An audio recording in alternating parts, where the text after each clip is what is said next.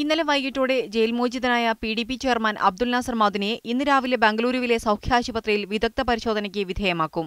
ഏതുതരം ചികിത്സയായിരിക്കും മദനിക്ക് നൽകേണ്ടത് എന്ന കാര്യം ഇന്നത്തെ പരിശോധനയ്ക്ക് ശേഷമായിരിക്കും തീരുമാനിക്കുക. ഒരു പകൽ മുഴുവൻ നീണ്ട അനിശ്ചിതത്വത്തിനൊടുവിൽ ഇന്നലെ രാത്രി 7:45ഓടെയാണ് പരപ്പന അഗ്രഹാര ജയിലിൽ നിന്നും മദനി പുറത്തിറങ്ങിയത്. കോടതിയിൽ തനിക്ക് നിരപരാധിത്വം തെളിയിക്കാൻ കഴിയുമെന്ന ആത്മവിശ്വാസമുണ്ടെന്ന് പുറത്തിറങ്ങിയ ശേഷം മദനി മാധ്യമപ്രവർത്തകരോട് പറഞ്ഞു. സർവശക്തനായ ദൈവത്തിന് നന്ദി പറയുന്നു.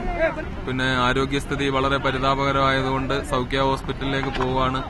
ചികിത്സ കഴിഞ്ഞിട്ട് പിന്നെ കണ്ണിന്റെ ചികിത്സ ഉൾപ്പെടെയുള്ള ചികിത്സകളെ പറ്റി ചിന്തിക്കണം. അത്തരം കാര്യങ്ങൾക്ക് സമയം നീട്ടി കിട്ടുന്നതിന് വേണ്ടി വീണ്ടും സുപ്രീം കോടതിയെ സമീപിക്കേണ്ടി വരും. പിന്നെ കണ്ണിന്റെ കാഴ്ച ജയിലിലേക്ക് വരുമ്പോൾ പൂർണ്ണമായിരുന്നു. ഇപ്പൊ കണ്ണിന്റെ കാഴ്ച പ്രകാശം പാടയെ നഷ്ടപ്പെട്ടു തുടങ്ങിയപ്പോഴാണ് നീതിയുടെ പ്രകാശം ഉദിച്ചു തുടങ്ങിയിരിക്കുന്നത്. എന്നാലും വളരെയധികം സന്തോഷമുണ്ട്. മദനിക്ക് ജാമ്യം ലഭിച്ചുകൊണ്ടുള്ള സുപ്രീം കോടതിയുടെ ഇടക്കാല ഉത്തരവ് പരപ്പന അഗ്രഹാര ജയിലിൽ പ്രവർത്തിക്കുന്ന പ്രത്യേക കോടതിയിൽ നേരത്തെ തന്നെ ഹാജരാക്കിയിരുന്നു.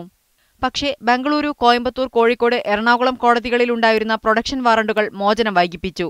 പിന്നീട് ബംഗളൂരുവിൽ നിന്ന് നേരത്തെ ജാമ്യം നേടിയ കേസിന്റെ അസൽ ഉത്തരവും മറ്റുള്ളവയുടെ പകർപ്പും സ്വീകരിക്കാമെന്ന് ജയിൽ DIG സമ്മതിച്ചു. ഈ ഉത്തരവ് ജയിലിലെത്തിയതിനു ശേഷമായിരുന്നു മദനിയുടെ മോചനം. News desk, media 1.